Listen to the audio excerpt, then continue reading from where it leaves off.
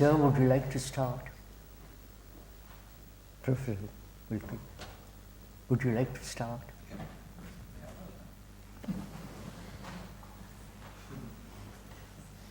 You mean you would like me to? Begin, set the ball rolling. Oh. But, well, this is unexpected, but I understand the question under discussion is education. Yeah. I have read various things about education and thought about education, and I was thinking coming down on the train that what does all this amount to? And I couldn't remember all these things I'd read and all these things I'd thought. All I could think of was this, that education basically was a leading out. And then how did one lead this out and where did it come from? And this was essentially a mystery. And that was as far as I got.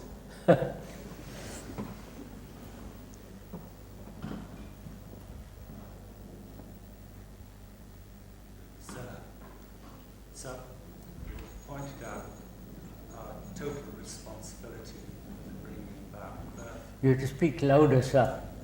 You pointed out our responsibility, our total responsibility for the birth of a new human being, integral culture.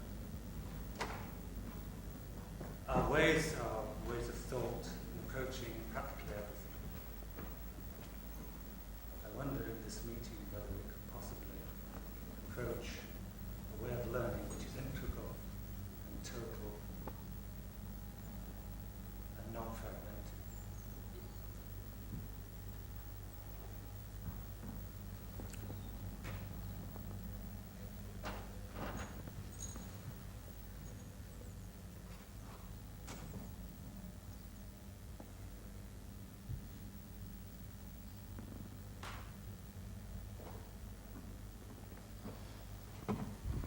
I wonder why we are all being educated. Apart from reading and writing, apart from acquiring certain academic knowledge, which is necessary for a daily livelihood. Apart from that, what are we being educated for?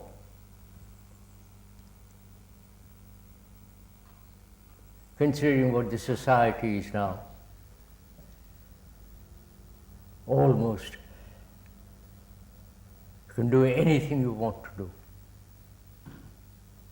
Everyone is free, at least they think they are free to do what they want to do. When one realizes what the world is coming to and what the future is going to be, why are we being educated?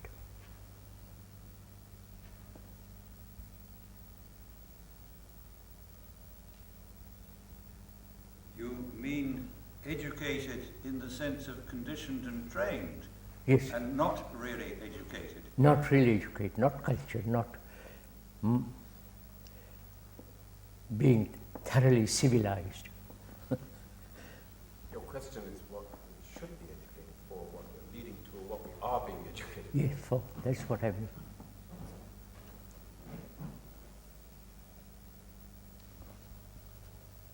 The threat of war, tremendous unemployment,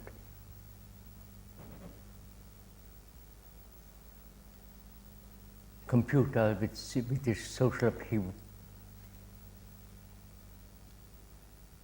And if I had a son, thank God I haven't got one, what would I educate him for? What would I help him to become or be? What is his future as a human being living in this terrible world, which is terrible, dangerous? What am I to do?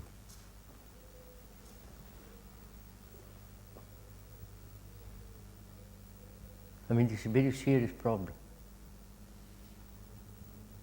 We've got several schools in India, here in America, and we look at all this. One wonders what one is actually doing. I see a preparation, Preparation for what? meaningful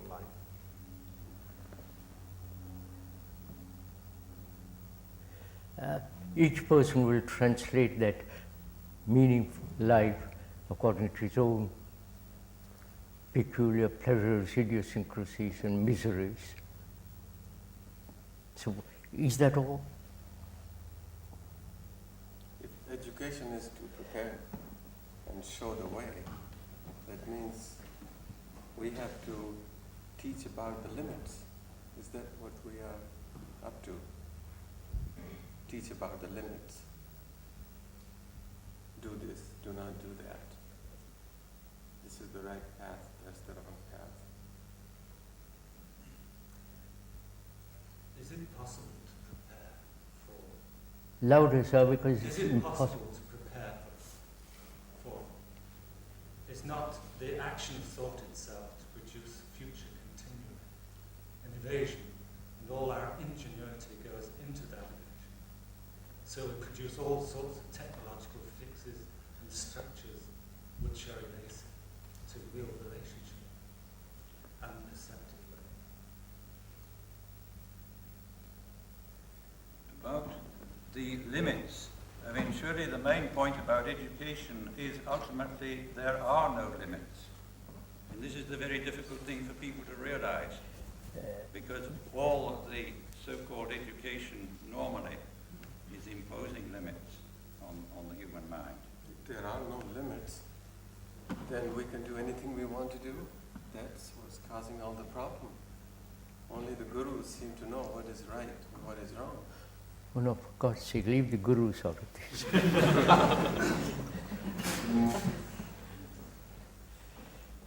mean, clearly there are all kinds of limits within the physical laws of the material universe.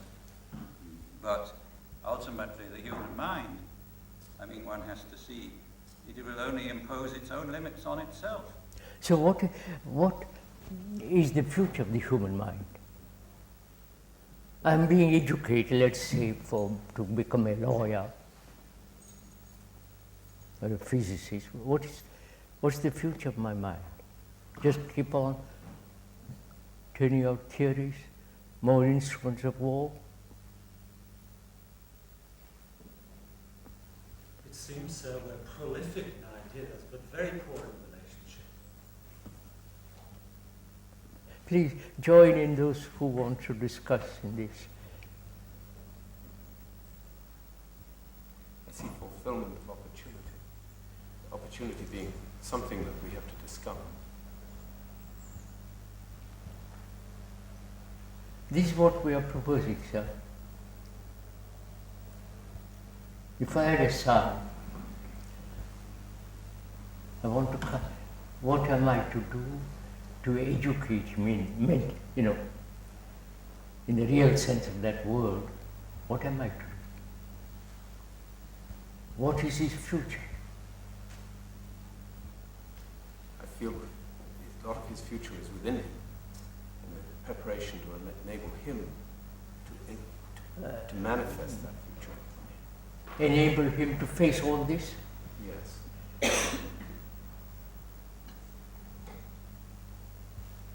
That requires a certain amount of intelligence.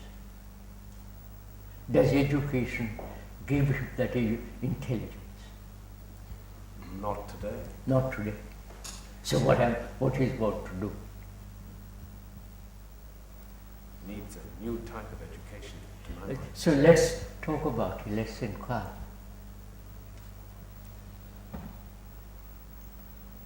I'm not sure if I understand what you said. New type of education. Where would it come from? From within. We remain the same. I mean, how can we create new system, new process? I feel from awareness. Could we just look for a moment at what actually seems to happen in these schools? In any school. in any school, and what we're trying to move out of here, but either we're dealing with individual people's problems, which seem to be very demanding, perhaps as one grows up, or we're trying to put something more abstract and less individual for the whole human race to understand. But what constantly seems to happen is that people may get a little bit of it, but they go on their own way. They make all the old human mistakes that one's made oneself, and one sees every child growing up, they're going to make all the same mistakes themselves, go through all the wasted years of making all the same problems. And is there any way of short-circuiting this process? We don't seem to find it.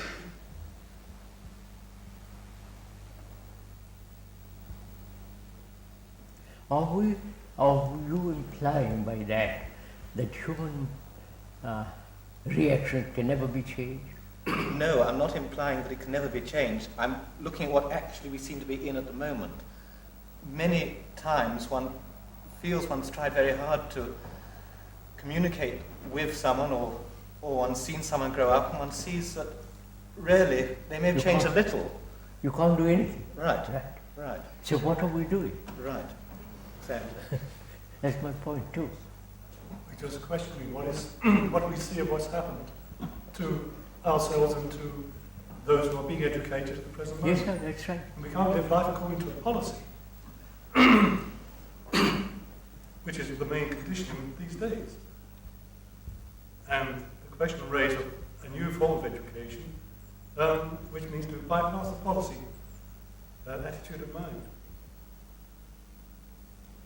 It seems to be very important, sir, to differentiate between the formal process of education, the sort of education that schools and colleges provide. And I mean, I think the purpose of that seems to be fairly clear, to give the pupils some means to understand the world in which they live. But once that education is given to individuals, the way that it reacts with their particular personality and their needs is something that cannot really be controlled. I think I've always felt that education is essentially, as a formal process, is essentially very superficial. But the way that it reacts with an individual is very individualistic and something, as I say, we cannot plan for. So the process of passing on the information, information per se can be readily available, can be easily taken up in books from this sort of. Yes, it's essentially a mechanical process, technological process, the process of teaching. But yes, but this is very clear. This is very clear once the child has developed sufficiently to. You're talking of subject matter education. Yes, exactly. Which it seems to me is different from the education we're speaking of. Precisely, yes. I don't think we, as our society or any society, have attempted anything other than subject matter education. Can we take up that question you raised of short-circuiting the system? The gentleman here seemed to be deploring the fact that the parental generation, the pedagogic generation, cannot help the younger generation to short-circuit the system and to learn from their own mistakes. But this assumes surely an authoritative relationship between teacher and taught. I wouldn't go that far. Is One just this necessary basis of education? Age after age, all human energy seems to be spent on going through the same patterns. Yes, but is it not arguable that something, I'm not going the on learning there. process is making those mistakes, is going through those patterns? I'm certainly not trying to move away from there. I'm just, that is actually happening. Yes. Why does it happen? Is there something in the learning process which creates that repetition of that pattern? That's a valid question. Certainly, Yes. I wasn't But I'm looking at, trying to answer. if you want to short-circuit it, then that is presumably by... Is it necessary to spend 20, 30, 40, 50 years finding out how to live a life of some maturity and passion? That's my question, essentially. As it seems to be for most of us. Isn't it possible, though, that we continue to make the same mistakes simply because we are simply the same sort of people? We're the same now as we were 500 years ago or 5,000 years ago. And that really, as individuals, as a species, we have advanced in many respects. We've simply changed our technology. is it necessary to take a long time That's for right, this sort of sir. education? Is it necessary for my son to go through all this misery, all this travail and confusion, and end up in a hospital? What am I to do? Mr. Nicholson is asking, is there a way of educating our children so as to cut out all this and get ahead, break through something? Might his approach to this question be to look at the question, what do we educate out in the normal system? What is there in the initial children's perceptions that can be used creatively? There's a sense of wonder, there's a sense of poetry, of response to things, which tends to be educated out, perhaps, by formal education. Perhaps it should be going back to this and taking these starting points, rather than an authoritative parent-teacher relationship. It seems to me there's a more serious issue here, and the issue is that we don't have access to the youngsters anymore. And I think these cameras ought to be blamed for that. The media has shattered the family lives, and we don't have any access to them. How do we get to them, even if we conceive of an idea to educate? I'm having a very difficult time really understanding how to reach the children, how to save them. There are two patterns we always have to avoid. One is the authoritarian one, which you indicated, and the other is the opposite of that, which is the concentration of self-expression of the individual child, but the individual child's perception itself is enough to allow him to flower as a wonderful human being. One's trying to go somewhere between those two extremes of schools which have existed in history. So something much more immediate. Is that actually something we can do? Krishnaji, I feel a bit that one of the central things that one would have to look at is what is worth learning? What is it that is the proper subject matter of education? What is it that we would all probably agree that math and history, etc., is not the fundamental subject of a true education. But then answering the question, what is the fundamental subject, is something which is much more elusive and which, and many times, I feel we avoid.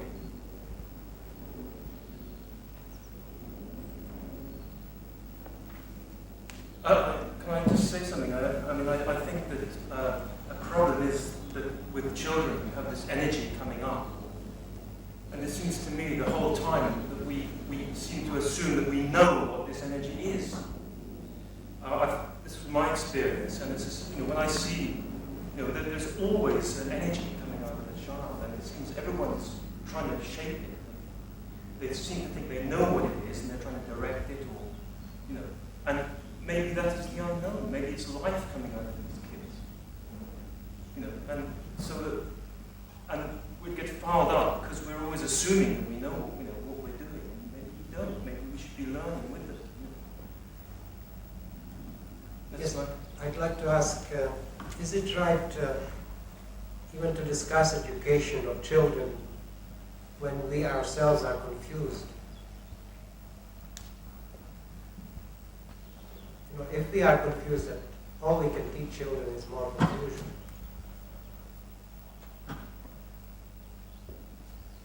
I think one has to be a bit more realistic than that, really.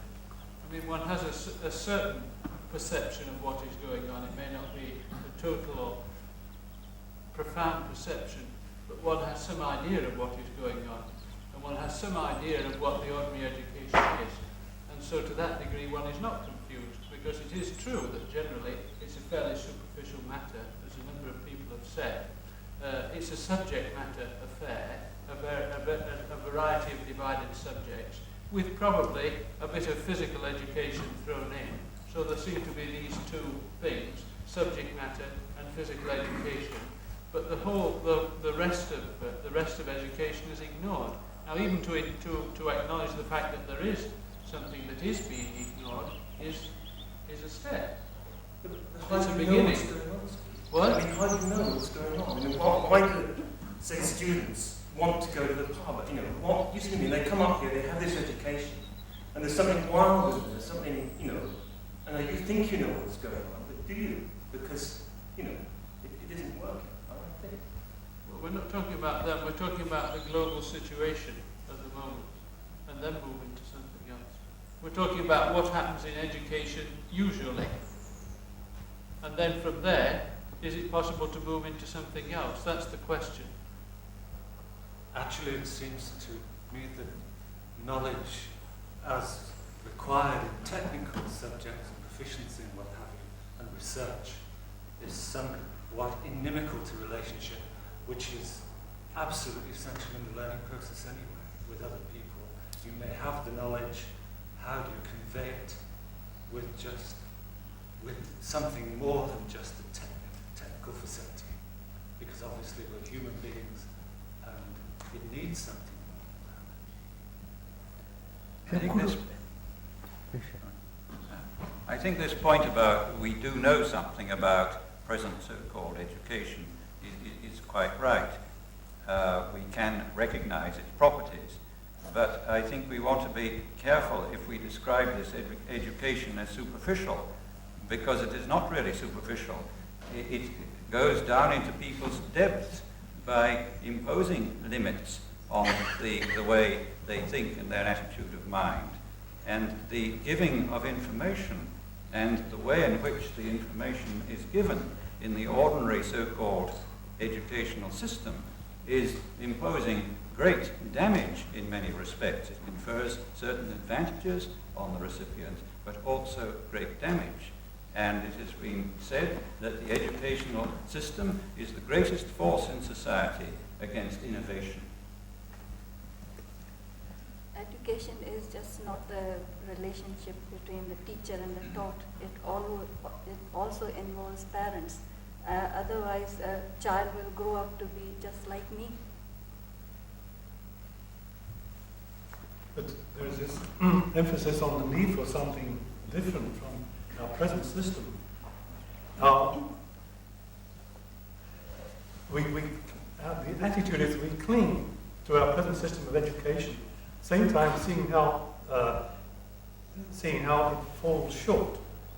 And we see the need to have something different because we see the results of the inadequacy of that system. And we cling to one thing, looking for the alternative, and afraid of the gap in between. But what to do if we no longer rely upon the present system of education? Is it possible to ask the question, in what way is it possible to say that our present system is failing society? I mean, we can see that society has an awful lot of problems, and I suppose if you look at any society historically, you'll probably find that every society has its own particular group of problems. I'm not sure that you can therefore make the assumption that in some way the educational system is failing to help society solve those problems. I think there are two different things. There are problems, and I think every society always has and probably always will have problems of one sort or another. Then there is an educational system. Now, I'm sure these two things impinge upon one another, but I'm sure the way in which education relates to those groups of problems is by no means very clear. Yes, we're talking about the attitude of mind that the system generates, the reliance upon authority for start, the assertion that this is the best way to live and you should conduct yourself in this fashion. And this is the very thing that's under question because it makes for the leader and the followers. And in other words, it stifles originality while purporting to encourage it. So we have the fact on one hand and the theory on the other. So we're questioning whether it is possible that the attitude of mind which can approach situations and the need for responsibility, how can this be engendered? While we're clinging to authority, as I said, on one hand, and looking for some originality on the other. not a very original situation. You're going on for a long time, I think.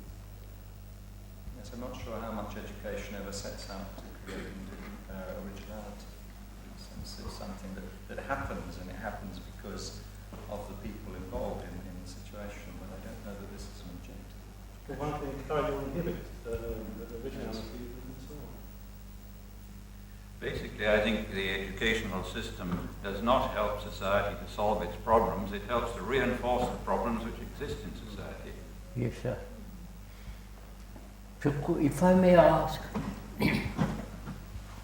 what is the cause of all this? Cause of present society is what it is happening to that society. Do I educate my son to conform to the pattern of that society, or to move totally in a different direction? Not the former. Huh? Hopefully not the former. Yeah. So what am I to do? What is the cause, the root of all this? Well, the value has come to us from people. It's not come from education. It's I come can from invent within. my own values. Society has invented values. But it is the values that are within, and that individuals are prepared. That's what I'm asking, sir. What is the cause of this present confusion in the world, including the confusion that exists in each one of us? What's the cause of that? If we don't discover the root cause of it,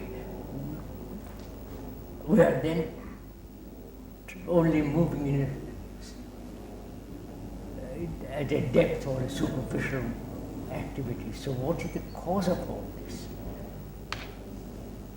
If I could find out, and if I could transmit that to my son, whether he'll accept it or not, I would like to point it out to him and say, don't go through this, for God's sake, don't go through all this misery. Cut through all that. So I would like to ask for consideration for all of us, the root cause of all this confusion, misery in the world of which I am part. In other words, before I start educating myself, I'm not talking of even education. Before I start that, I must go through a thorough investigation. We are doing that now. That's right.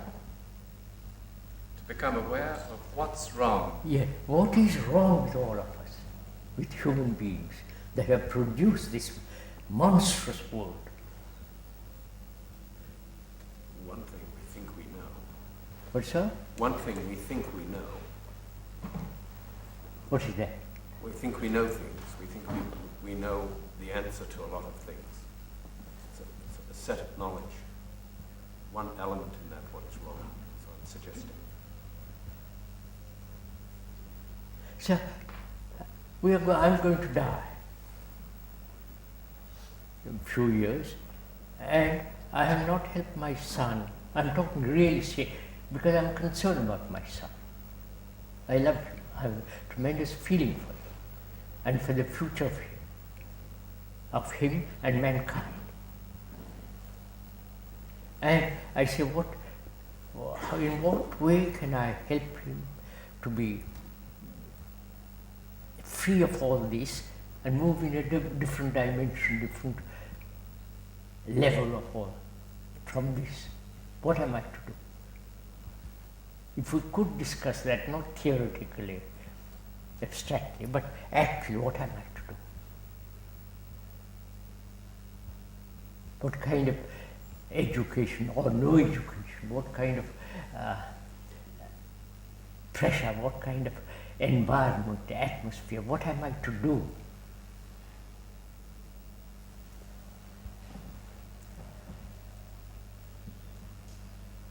I take up the point this gentleman made just in front of me. I think that one of our great problems is that we do have this attitude towards society, for example, of an attitude which suggests that we understand how very complex systems like social systems actually work. And those of us who are put in positions of authority seem to assume that they have the ability to understand very complex systems and to make adjustments to those very complex systems. The results of those adjustments invariably are that they make things a lot more confused and a great deal worse. And I think it's this attitude of arrogance, of assuming that we do have the ability to direct and to adjust very complex things in ways that we think we can anticipate. Could I just say there seems to be a lot of resistance to the actual fact of the confusion. It's like when Brian said, it's an appalling fact that we have a son and see him go through the same patterns, and when we think about it for a minute, it seems an appalling thing that we're not helping him not to repeat the same things. And yet if we think for a minute that that's the result of our confusion, there seems to be almost an instant moving away from the fact of that confusion, as though we don't give it a chance. There's a tremendous resistance at dealing with any of these issues directly and simply, in a way which actually may create some change, rather than getting involved in an abstract discussion of several possible causes. It seems to me somehow we haven't answered your question of what the root cause of all the confusion is. That's what I'm asking you. We're not discussing that, apparently. I don't know, it seems that the root cause might be quite complex, more complex than can be answered in a sentence. Is it so complex as all that? Well, it's fairly complex. I can see I'm not sure. I can see that one of the causes of the confusion is that for thousands of years, man has been acquisitive and self-centered. I mean, that's how he's built society. First me, and then my family, and then everyone else. And that's what the schools are educating us to, the more knowledge you have, the further you'll go. Security is involved in it too. So a society that has no limits has no moral principles, and therefore it's free, everything is free. Sir, I'm concerned about my son, this way. Let's stick to that. I'm concerned about my son, your daughter, your grandson, whatever. What are we to do? It's a total theoretically. Let's come down to. I have thought about this in what am I to real do? sense. And it is a very helpless situation in the sense that I have certain values. I'm not talking values. I want to know how to educate him, not to be corrupted by his friends, by society, by all the circus that goes on. Certainly schools are not going to do it. So what am I, you're not answering my question. What am I as a parent with my problems I have, with my wife, with my society, with my job and so on. And I have another problem, which is my son. What way am I to help him not be caught in this trap? If I see the problem, just point out. I'm asking, tell me, help me. What am I to do as a parent? I have a certain responsibility towards you. Sir, I'd like to approach your question in a somewhat different direction from the direction which has been discussed already by some of the experts, obviously in the educational field. I'm not in the educational field, but I do have a son and that son is being educated here. So this is a very pertinent question as far as I'm So concerned. you may not be a teacher in a school, but you are a parent. I'm a parent. You have children around. What is my relationship, your relationship to those children, and what will you do with those children? I'd like to approach it from a different direction. I'd like to approach it from a product of the educational system, myself. I have tried to trace this product back through to cause. I can only do so in the area in which I work, which is the area of medicine. I have carefully observed over a number of years the way that medical education goes, which of course is a product of ordinary education. I find that the whole of medical education is geared to effects, to symptoms, to superficial manifestations of ill health. The medical profession, by and large, is not concerned with causes.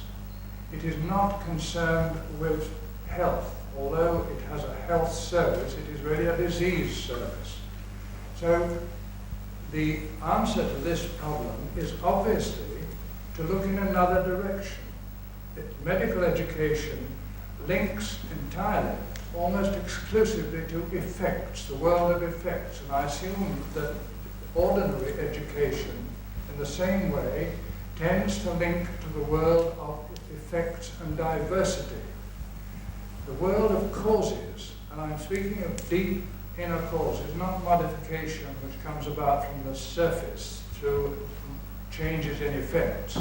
I'm talking about the deep, inherent causes that lie in the totality of man, which have a bearing on all aspects of his life. And it would seem, from my experience, that the approach is for anyone concerned in educating either themselves or their children is to find a way to develop a greater sensitivity, an inner sensitivity, find a way to the inner mechanisms which render them sensitive to the whole rather than to this exclusive consideration of the part. And I think this applies in any field of education, be it a total field of education or partial education. I think one first essential is that one doesn't have any illusion in education that one is going to be teaching the child, teaching the other person. And when I said at the beginning that one would be leading out, I think that's probably not putting it the right way. The first essential seems to be that you look at the child and you become aware of what they are. I think this is the first essential. You study them and you do not approach them with all kinds of preconceptions in your mind about what they ought to be. What they ought to do, I have no conception. What their future, I don't know. Here is my child. Sorry to stick to that point. Here is my child, and he's going to face this world. And I want to help him if I can, to not be caught in this trap.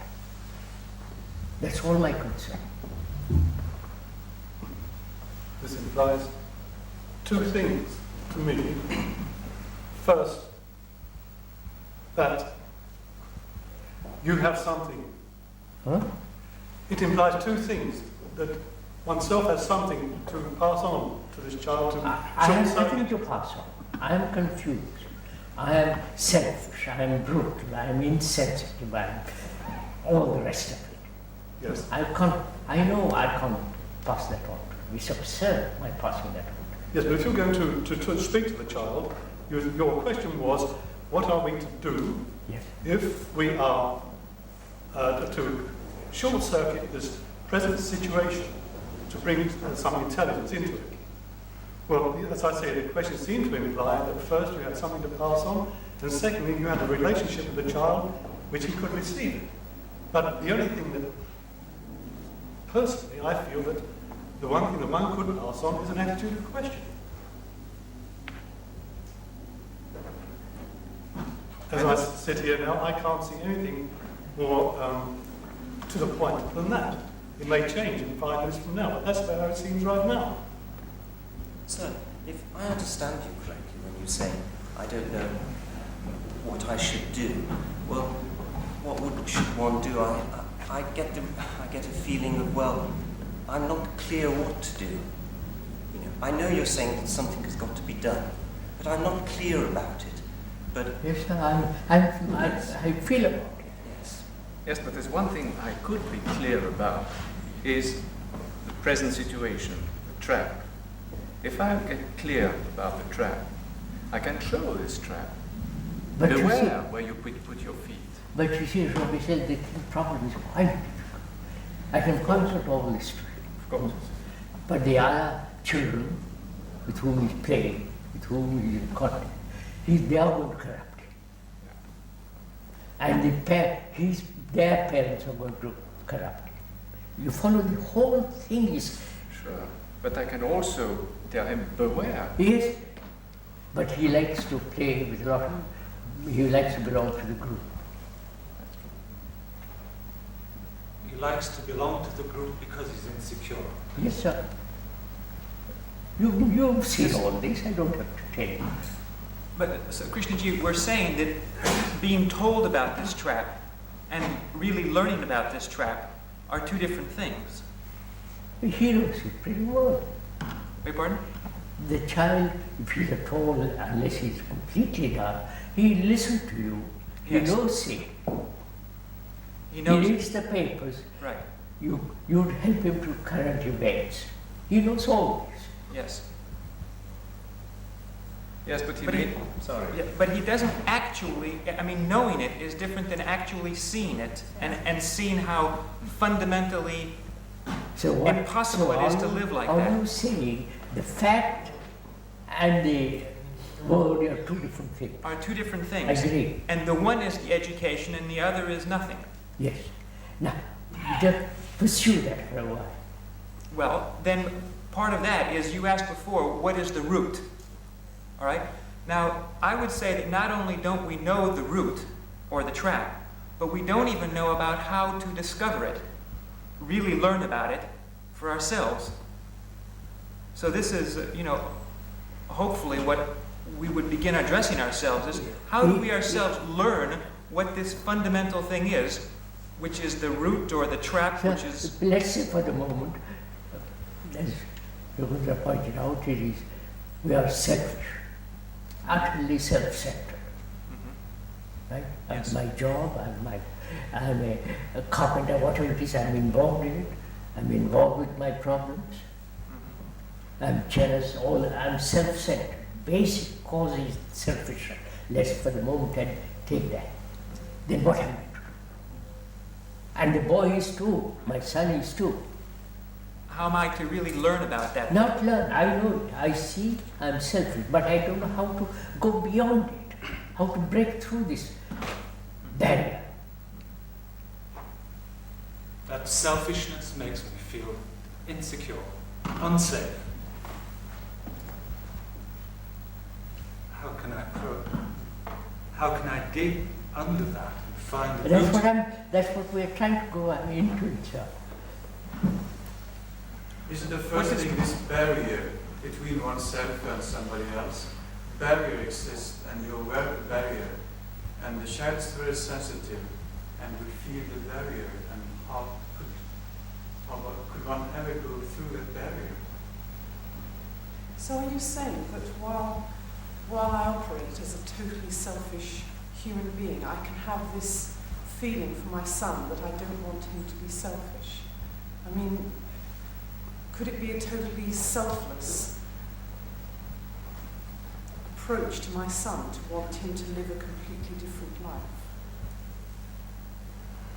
because the affection for my son would be of some different quality. Well, don't a lot of parents say that or think that about their youngsters sometimes? They look at them and they say, God, are you going to grow up and be part of all this mess, you know? And I wonder, are we totally selfish in the act of saying that? Or is there something there that may help us to go into it?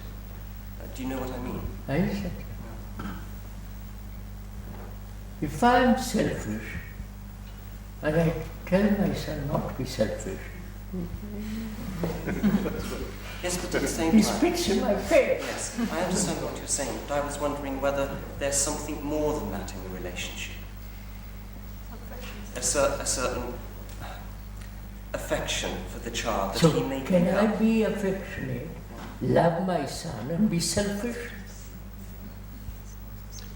Sir, can one begin by at least seeing the selfishness in action? I mean, what else does one do? Well, there might be affection, there might be moments of non-selfishness, but they're all too rare. Does one begin just by seeing that when one is selfish and how that arises? But where one goes from there, I don't know. Well, one can see very well how it arises. That's fairly simple. As Chopin, tremendous acquisition, you know all the rest of it. But then where does one go from there? That's what I want. If we could stick to that for a moment and go through it. So we normally respond just to the pain. We normally only act because of pain. Is there an action which is not caused by stimulus, you know, in the sense of renewing itself constantly without stimulus? If I act from a center of selfishness, you see the misery of it all, when society sees.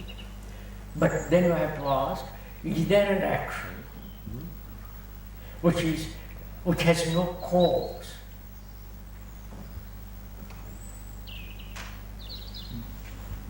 I can't talk to my son about all this. He said, what are you talking about? So, go ahead, sir. Well, you said I can't talk to my son. I was just going to say, but if you really look at your son and you are aware of how he is living, then you can help him to become aware of how he is living. And it is through that awareness of the nature of his life that you may help him. But I've got to go to my office at 9 o'clock in the morning, leave the house at 8, catch the train, come back home at 7 o'clock, and I see very little of him. And in the meantime, he's in a school, boarding school, whatever it is, where he's being corrupted. What am I to do? And my wife wants a good career. She has no time for him either. So he's left. And the professors, the scientists, the philosophers take him over. This doesn't sound like caring for your son. What's that? This doesn't sound as if you care for your son, if you are doing this. It's a fairly hopeless situation. That is the position, sir. That's what's happening. Well, that's what must change. That's what I'm asking. That's actually what's going on. I don't know if you have read the recent, what they are doing in America. Children are said can have sex. And they're all authorities with PhDs and doctors and all the rest of it. So Americans are accepting.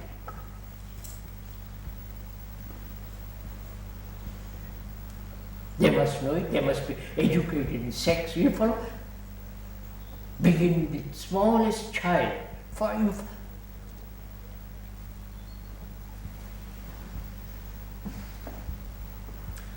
not not sure the situation is quite so hopeless, because if you, in a sense, most parents abandon their children to the educational establishment.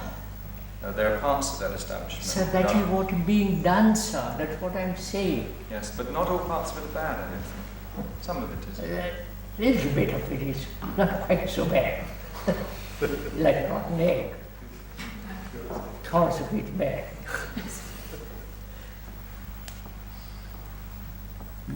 Facing that, sir, what is my responsibility as a parent, as an educator? Parent is an educator. So what is my responsibility? When all the world is pushing him in another direction. First of all, I must know if I really want to take care of him. If I really want to take care of him, I must change job. No, I can't remain. Sir, look, I can't change my job. I must find another way of living. Exhausted. You follow some role. You don't take facts. I'm too exhausted at the end of the day. Yeah, well, that's a hopeless situation. So, I'm one of the unemployed. All right. That's another extreme. Can't I organize first my life a little differently? If I really want to take care of my children. Perhaps drop a little of my ambition. I do, sir. I've been educated wrongly. I don't know how to think properly. I'm confused. Well, how does one learn to really learn? How does one learn what real learning is? What my point is, first let's face the facts as they are, and move from them, not theories. Facts are these. America is saying all this now. Right? Children can have sex. Under 13, under 10. And that wave is going to spread right through the world. That's one problem. That's an actuality. And the next is war. The threat of war. And the other is, he has to earn a livelihood. Right? And he, as he grows up, he's all the sexual problems. At the end of, when he's 30, 40, he's washed out. And I see all this in front of me. And I say, my God, what am I to do? I don't want theories, I don't want what is right after. I'll cut out all that and say, here is a problem for me at my doorsteps. It seems to me unavoidable that you must find sufficient time to pay attention to the child. And this is unavoidable. Maybe even in a small amount of time, if you concentrate your mind, so to speak, and you can really pay careful attention, you can see what the child is and help them to become aware of what their life is. So what is the child? Let's look at it. What is my child like? What is he? He wants to learn. Right? They are saying, you must have, of course you know all about it, that they can learn extraordinarily quickly, great many things at the age of 5. And I don't know all about it. I'm aware I don't know all about it. That's what all the experts are writing about it. Experiment with this. And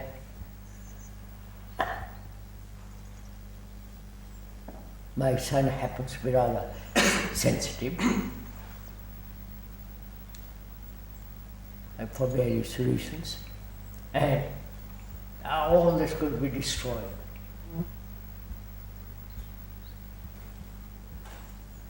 Right?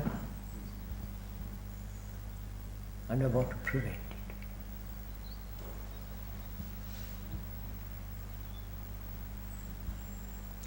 And child hears me quarreling with my wife, and he follows. He's aware, he begins to be aware of all that.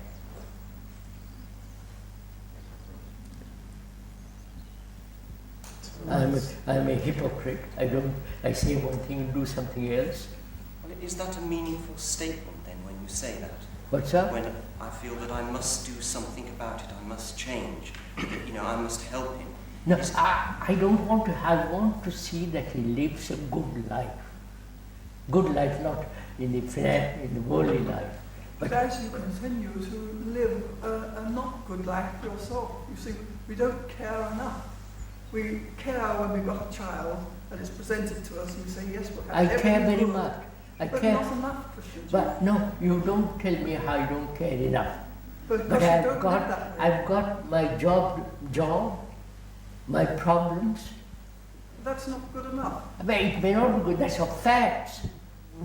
And I have very little time for my son. Then you should look at it. I do because look at something has been awakened in you by the very fact of your son, and it has made you think, what am I doing with my life? What do I value? So, which means what? I have to educate but you don't myself. really mean what you say. Yeah, I have to educate myself and at the same time educate my son. Yes. Now, I don't know how to educate myself. Well, do you think that's one of the problems? Just don't tell me. That's one of my problems. I see you're quite right. I must educate myself totally differently. Now, what does that mean? Simplistically to me, if there is no help from without, the only help can come from within. Yes, sir. I won't accept help from anybody. So they've all led me up the gum tree. The priests, the professors, the scientists, everybody has said do this and do it. I said no more. So I have to rely on myself. That means, you know what that means? You have to have the courage to fail, that's what I think it means. You've delineated a situation where we are the blind, attempting to lead the blind. That's what is happening. That's right. So if there is a close relationship between my son and myself from the very beginning, and I continue to communicate with the son, in spite of the fact that there's been a tremendous amount of peer pressure on him, will this problem arise? So look, I have a very close relationship with my son, but he goes to school. The pressure of other boys, the pressure of the teachers, pressure of the learning is so great.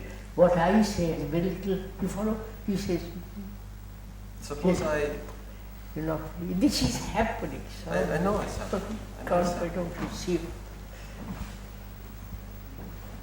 So if you say to me, I have to educate myself, what for? What's the cause, the root of my desire to educate myself?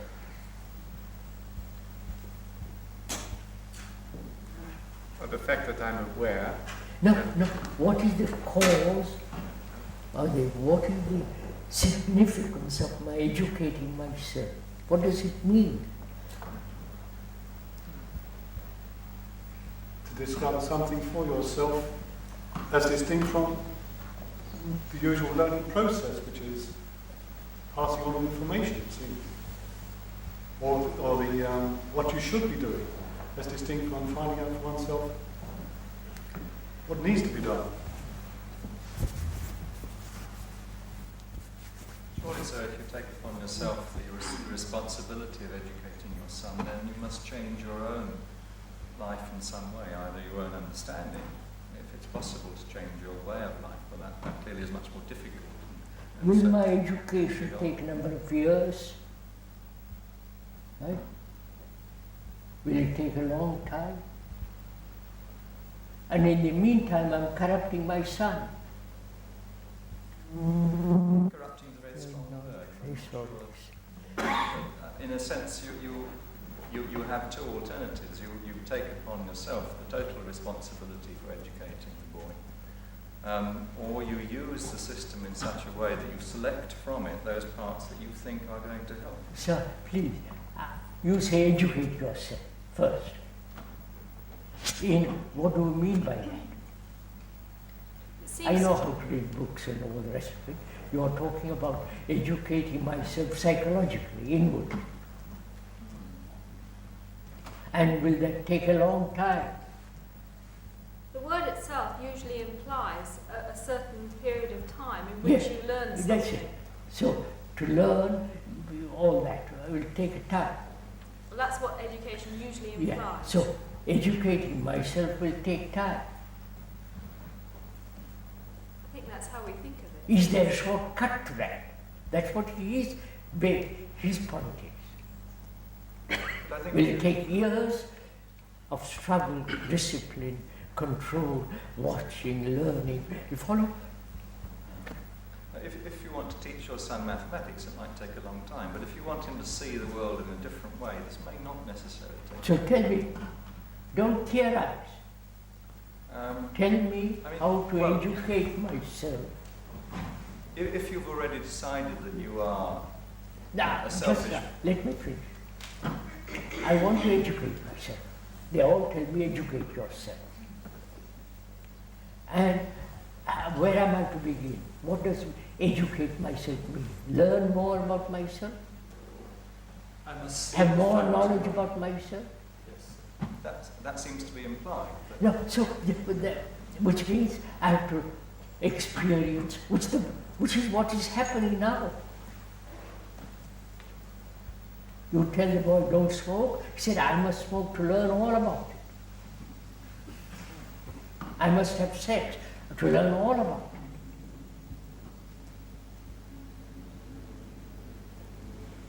So, learning means I have to accumulate knowledge, learn. Is that what you're advocating? No, I don't think so. I think what I'm saying is that you can only teach him what you yourself understand. What? You can only teach the boy to understand the things that you understand. And otherwise you're left with using the system, which is something you're trying to avoid. It seems that educating yourself is perhaps not quite the right word, because wouldn't that just add to the problem? You'd simply cover up what's already there with something new. That's right. Isn't it more a question of looking at it and seeing clearly what's made you what you are? Or I mean, tell me something that will wipe out all this and start afresh.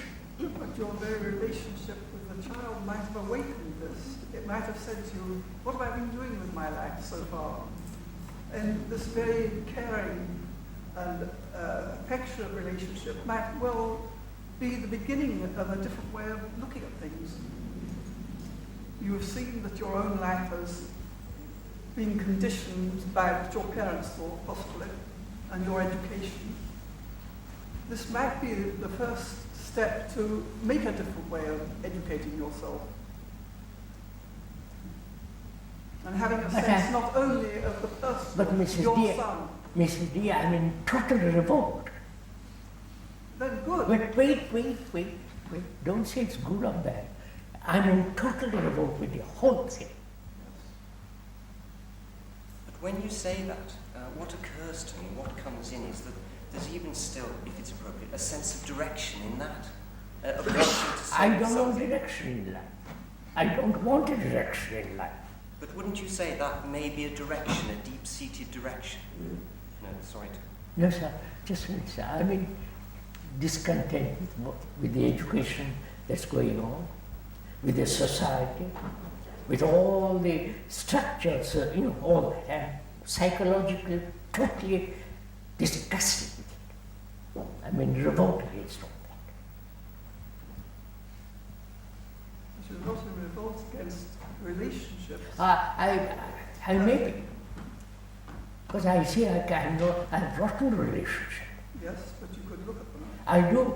That's why I'm discontent. But aren't you really saying, because you care for your son's sake, I haven't looked at this properly before. Let's for the moment forget my son.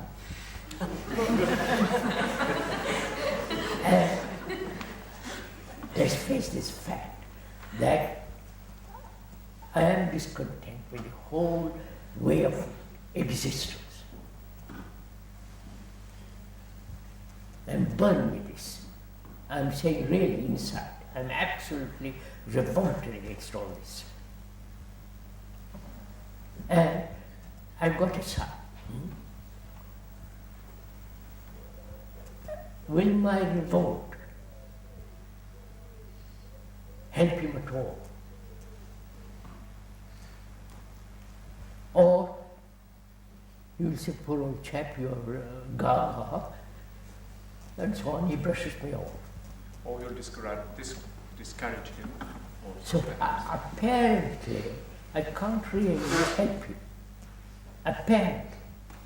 I don't start with the idea of helping him.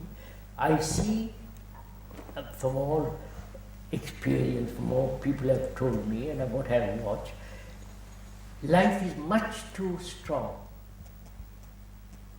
Life of the community, life of the society is going to smother him. Right? So, I may not want to help him. I love him. I say, I love you, but I'm not going to help you. I don't know what it means to help you. Right? But I love you.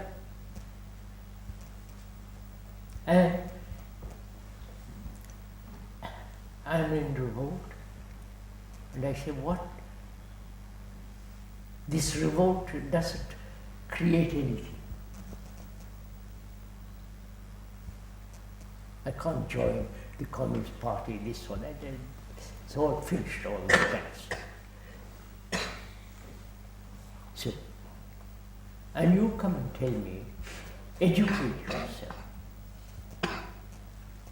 Which is what you're telling the child, my son, to educate himself. Not only mathematically, but psychologically. So I say, what do you mean by that word, educate yourself? Cultivate my jealousy, my acquisitiveness, learn all about it and carry on with it.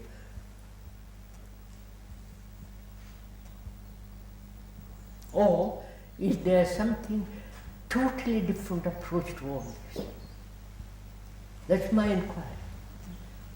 Sir, but if you've gone as far as seeing the danger of society and being totally discontented with it, wouldn't you already be in some state of, wouldn't a spark of intelligence have been lit in you? I agree, but I'm not that kind of.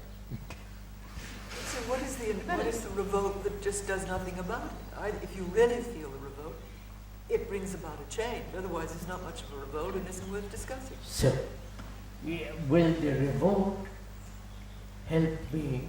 No, well, I won't use the word help. Will the revolt transform my way of life? It must.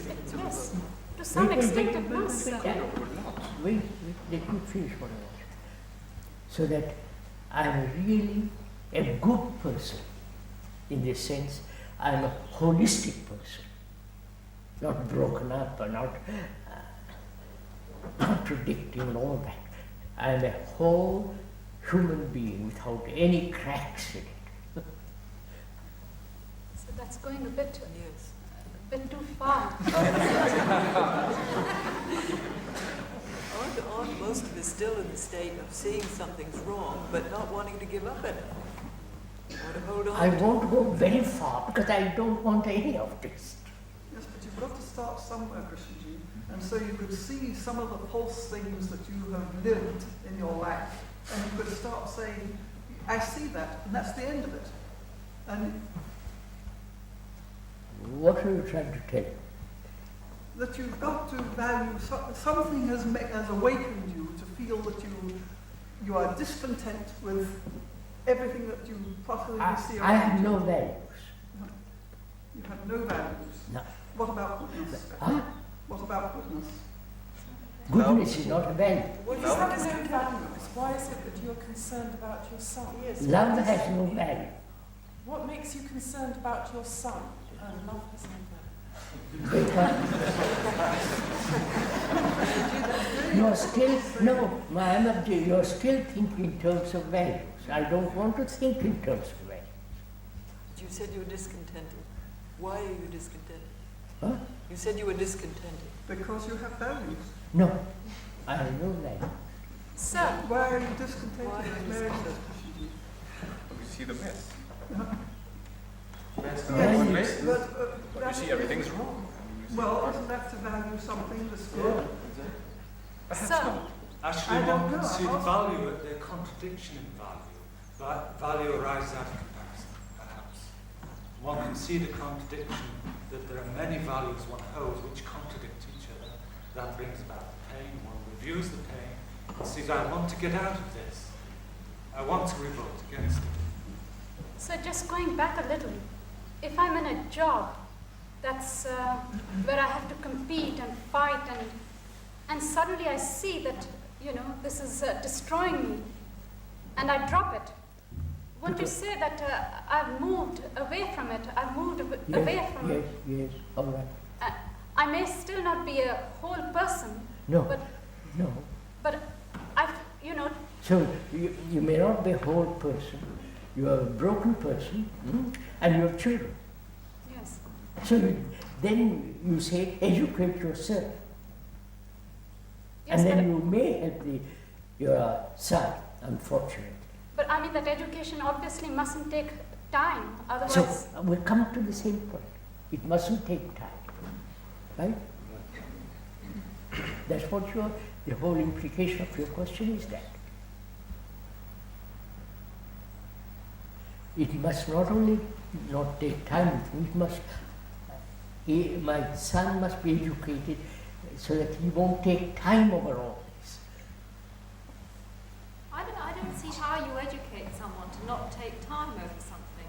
I mean, surely that's something one finds out for oneself. I don't see how you can educate your son to not take time over something. I am not sure if I understand this deeply. It's not going to affect the consciousness of my son, consciousness of the whole of mankind. But it's not just my son. I mean, I've forgotten my son. So it comes back to myself in the end. The whole process of education comes back to myself. I'm saying that my consciousness is the consciousness of the world. That's it. Myself as part of the whole. Krishnaji, this education, we still don't really know what we're talking about, I don't feel. This kind of timeless psychological education, we've talked about it, but So it may not be educated. Let's use that word for the moment. There comes a point at which you have to stop being positive. We keep on coming to that point, and then we don't stay there. Yeah, that's what I want to get back. There's no incentive in this movement, we're suggesting. Therefore, no preparation of any kind. I am the result of 1,000 years, right? And my brain, my mind, my heart, my feelings are all drenched in the past. And the result of time. If I keep on thinking in those terms, I'll go on the same cycle for the rest of another 10,000 years. So can I stop? Can I break that chain? Is it the first step, even if it's a very small step, to be aware of oneself, what harm one is directing, and pay attention to oneself? Even if it's a very small step, isn't that some new kind of attitude, which also perhaps could bring something to other people? I don't know. Would you use the word attitude, which is a value? No, I don't mean really in that sense.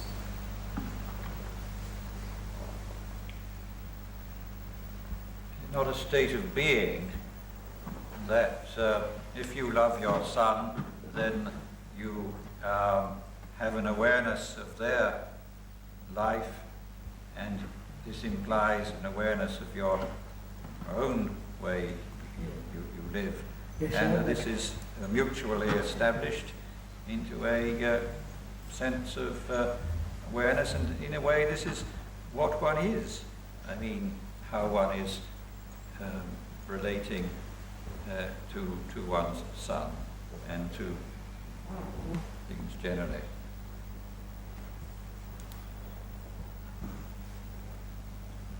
Seems that my feeling that I love my son is sort of a barrier, because it doesn't let me see that I really do not love him. I really do not love anybody. You know, to break this chain that you refer to, one would simply toss out everything. If there's nothing you can rely on, and you find these, all the things by which you've been living, or so on and so on, one would have to start again completely. Sir, if I change, if I'm less confused, and so on, will that affect the consciousness of the rest of mankind? If not, what's the point of my struggling with all this? It becomes only self-centered improvement. I don't see it. So, no, I mustn't go into it. Oh, please.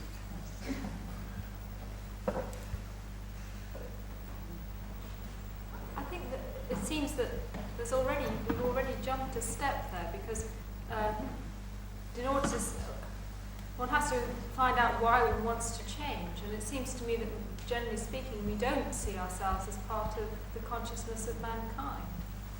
I mean, that seems to be quite a step already. I don't think most of us see this. I am mankind. Mankind is not different from. The world is not different from. I am the world, and the world is me. That's to me personally, that's an absolute fact. I don't think it is for most of us here. Oh, that's. But why isn't it? It's not clear to us why that's so. What's that? It's not clear to me why that should be so. Why would that be so? Yes, it's not clear to me. I'll make all that very simple.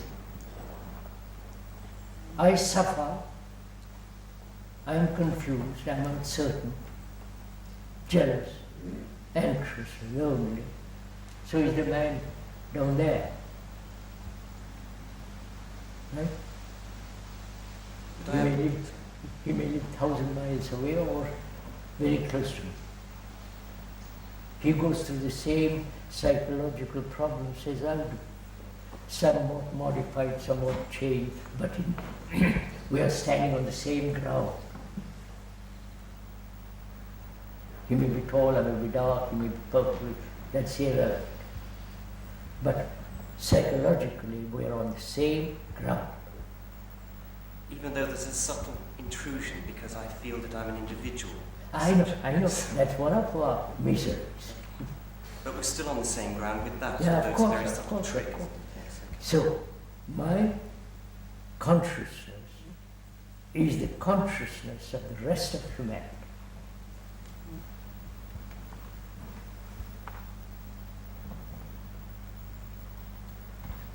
That, to me, that is a, you follow, sir?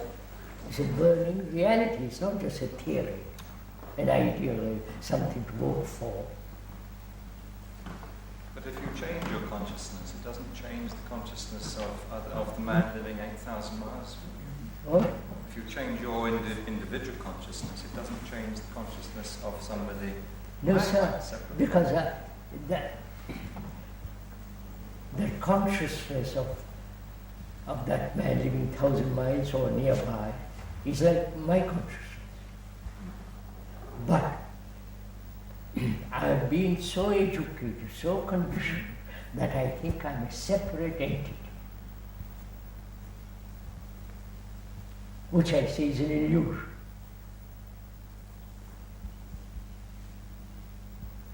You may dispute it, let's argue about it, let's talk about it. But I feel this is so psychologically we are similar.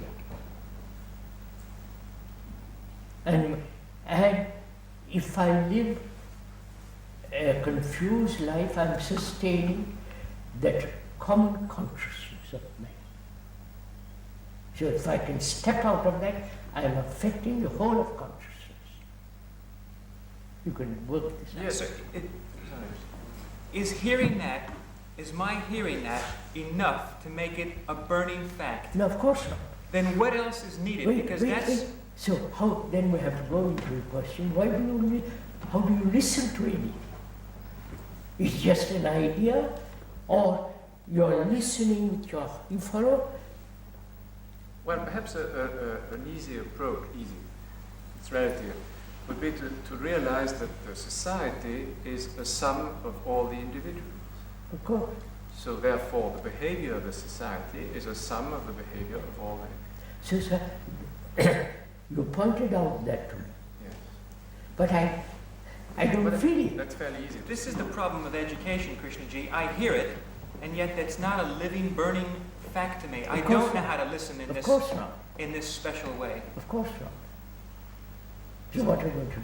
So going back to the son, how do I tell him? You are my son. No, sorry. That's okay. You are my son. How am I going to tell you this? Will you listen to me?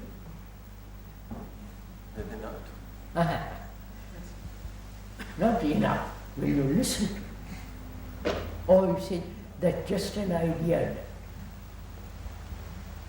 Yes, but Krishnaji, love isn't a thing you can teach. No. Is it possible to have that, to realize that, when there's no love? It's up to you. Well, then how do I get love? That's the whole point. Then how do I have this terrible thing called love? That's how do you, if you're in total revolt against all of the world that is you and everybody else, how is it that you are in revolt? Because you are that you are revolting against. I only use that temporarily. It seems to me you're suggesting that for millions of years we have been progressing and moved along with the momentum, and that there is another dimension of momentum, and that this in some way will release us from the confusion and fix we're in. I've been trying to grasp. I feel you have in your mind some feel for this different direction. So, how am I to change? So immediately,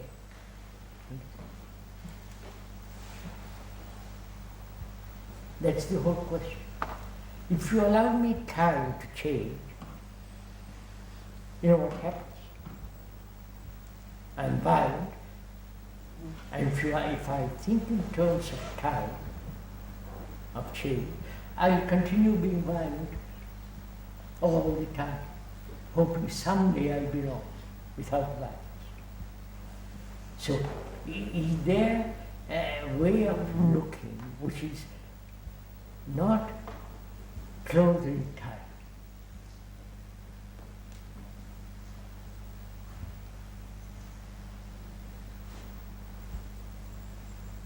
I have been trained, educated, conditioned. Tradition says you must have time.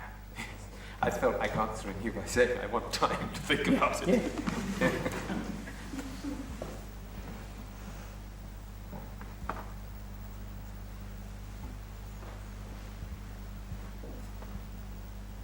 You know, most of us have a desire to change, which is I have no because we desire. think, yes? Oh no. Desire change is the worst form of change. Yeah, but this is what we do. When there's a need to change, it's a very different attitude of mind, isn't it? If you desire to change, it's not change. It's no... Sir?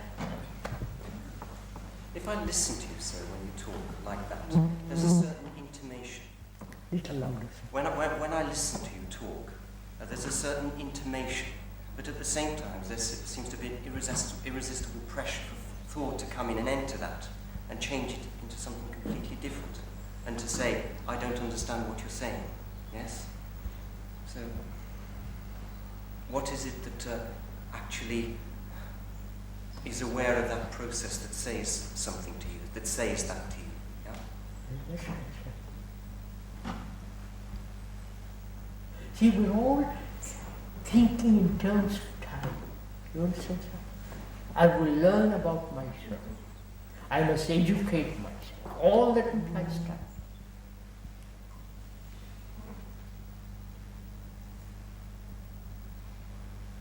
I am asking myself, I am selfish, or the rest of it. Is there some action or no action that would cut the whole thing? But so you're talking about a process. A process naturally happens over a period of time. Process means time. I don't see the imperative. So all we know is continuity. Can we go into that? What gives things I can't hear, so this is bad, loud. All we know is continuity. Could we go into Yes. that?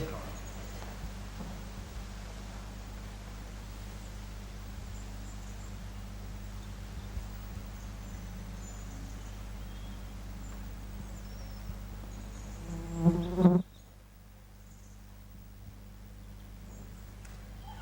it the continuity of evil in society that we want to discuss?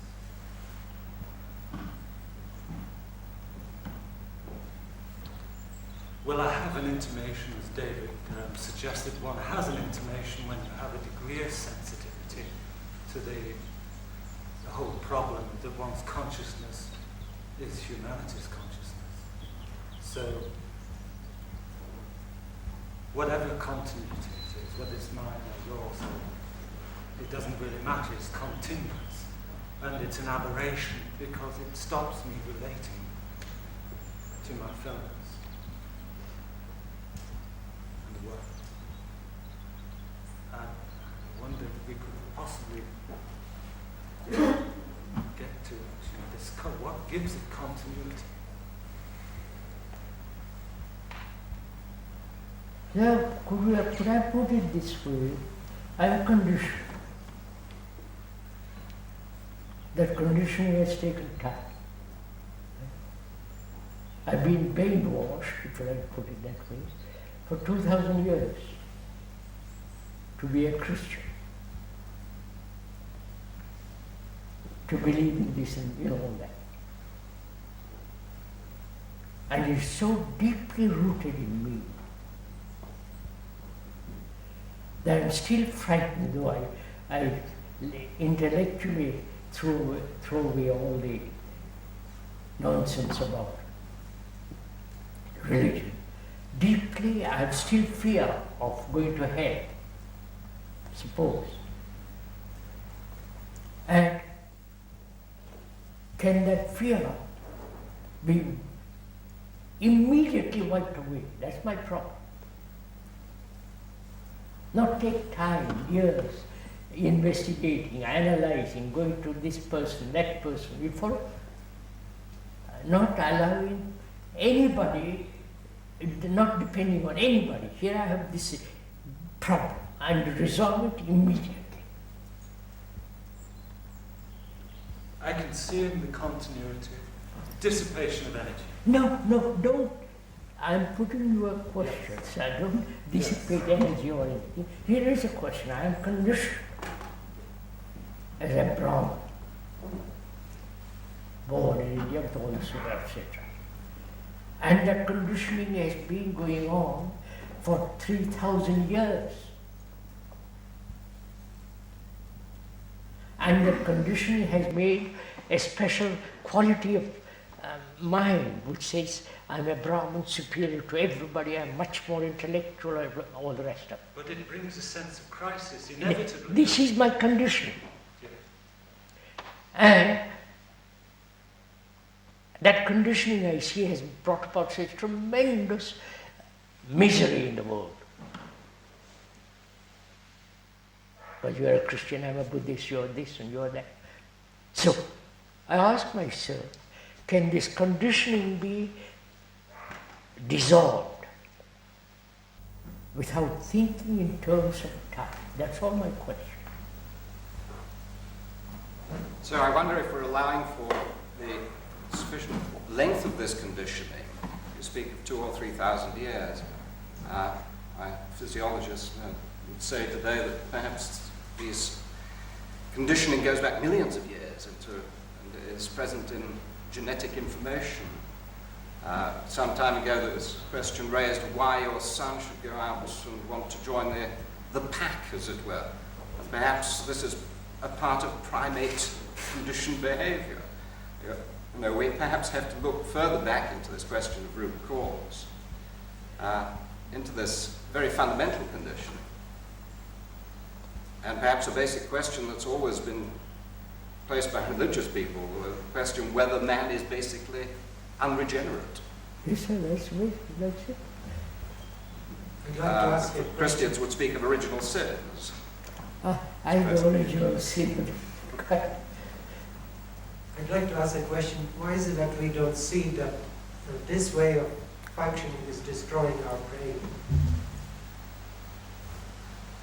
Creates such a tension inside. It's almost physically one can sense it.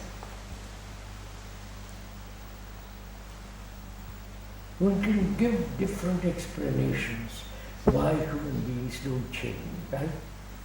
10 different explanations. Well, what? Then they're just explanations.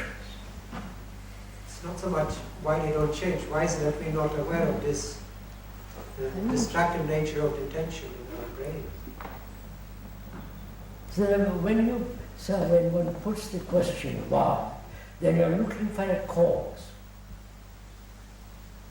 Right? And the discovery of the cause may take time.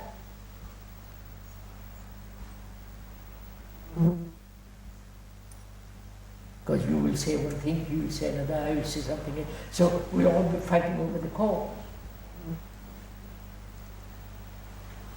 So we have twice in the course of our conversation, we've come to a question, can there be an instantaneous ending, a cutting of something? Yes, sir. A timeless. I said that. Now, we don't, and we keep wandering off. I don't know if we know how to even approach a question like that. Don't approach it. Well, you ask it. No. So, and what does one do with it? Just look. You tell me that, take one thing, attachment is danger, corrupt. You tell me that.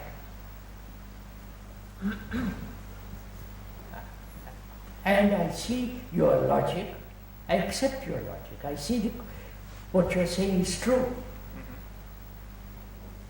But I'm attached at the end of that. It's not sufficient. Yeah, it's not sufficient. I am still attached. Right. I think you need some sort of deep crisis to have that sort of. Then I wait for time. Well, I don't want time to dissolve my problem. And there's also And enough it available won't dissolve. crisis. Time won't dissolve my problem. But this crisis is perhaps not induced by time. It could be induced by some sort of a shock. Suddenly you understand the thing. It gives a shock. All right, why doesn't it take place now? Could take place With now. me. Perhaps I'm not sensitive enough at the moment. Then what? You put. But doesn't that come back to the question, if I may put it? What's that? Doesn't that come back to the question of listening, of what it means to actually be attentive when you say that thing? I don't know whether I'm jumping at all. See, well, I'm not seeking a cause. I wonder if you understand. Would you say that the process was itself disorder, or the notion of process?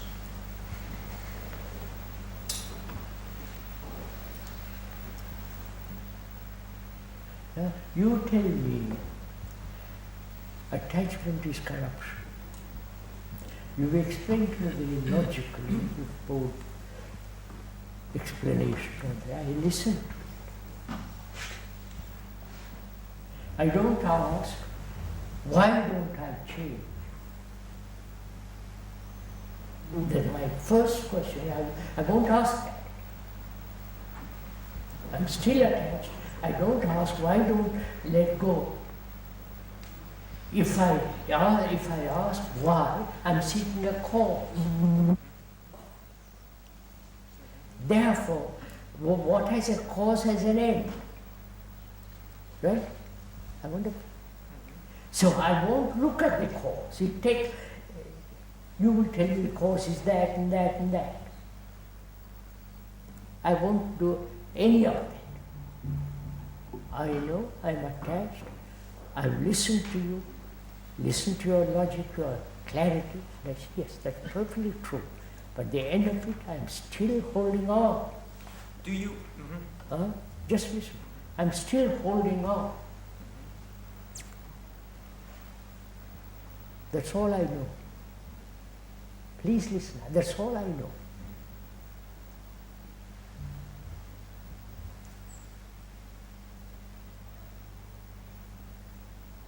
I'm not interested in ending it. I'm just holding on to that. I see I'm holding on. I won't ask why I'm holding on, but it just, I am that.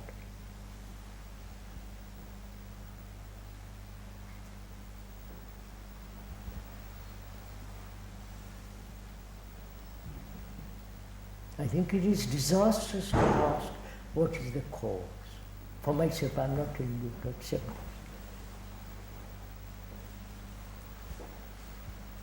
it. Universe has no cause.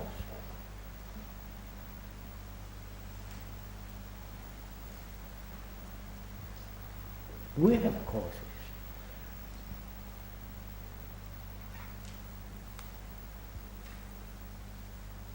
So if I can not think in terms of cause, time, then I am attached.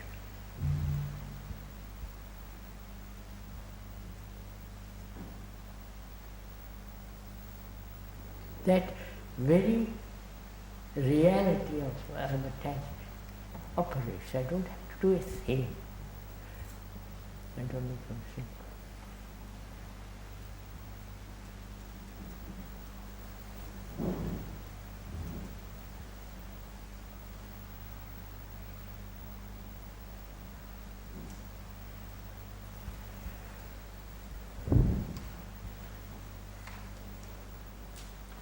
Say that your eyes become opened to your attachment at an instant. Yes. Now you must forgive me if you were speaking of Christianity. I mean, the history of Christians has given many examples of this instantaneous, what they call, descent of the grace of God. Yes, I know. They said that was instantaneous. Yes, sir. But I'm not sure whether it's partial insight,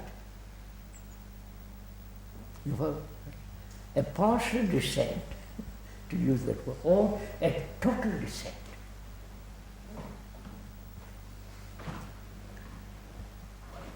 Yeah, I agree.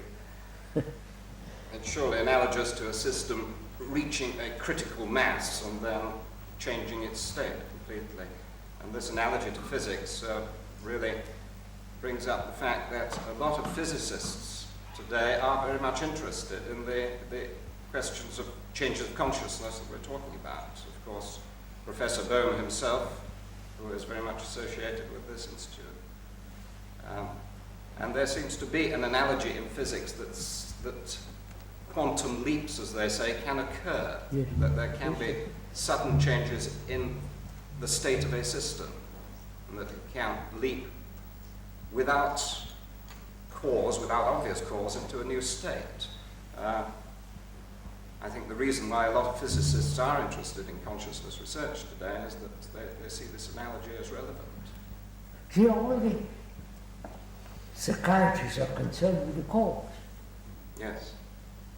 That's why psychiatrists and psychology lags behind, I think, what physical scientists are interested in. But I think in most cases, in all cases, the quantum leap is always preceded by a process leading to that situation. Yes, a build that's up why of various energies. bring it, line, as I mentioned, the point of reaching critical mass, as they say. But we're talking about time again. Well, Krishnaji is suggesting that perhaps, I don't think so, that the process itself is in question.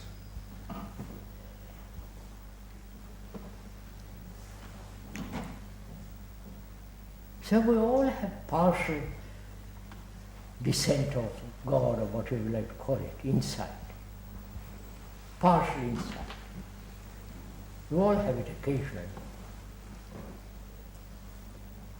But the question is whether it is, if it is partial, it's never, it's partial.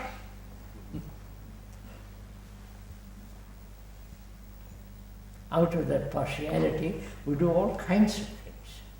But if there is a total insight or total whatever it is, then the whole thing is changed. You remind me of the fact that matter and antimatter cause them. What's that? You remind me of the fact that antimatter and matter come together and disappear, and it's as though there was a principle of being able to make our conditioning go away by some living in the moment, which would be indeed an answer to an education.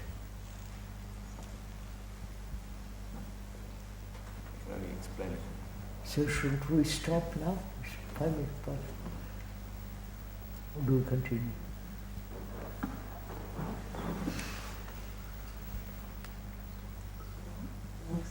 Huh?